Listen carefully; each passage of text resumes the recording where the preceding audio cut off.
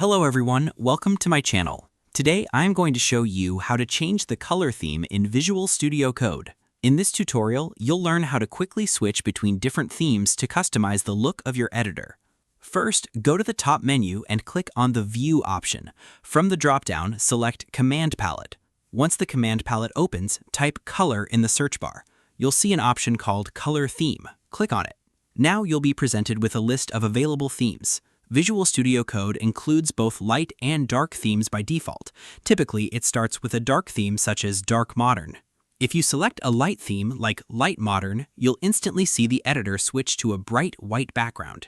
You can go back to the same option anytime and choose a different theme. Feel free to explore and try out different themes until you find the one that suits your style and makes your coding experience more comfortable.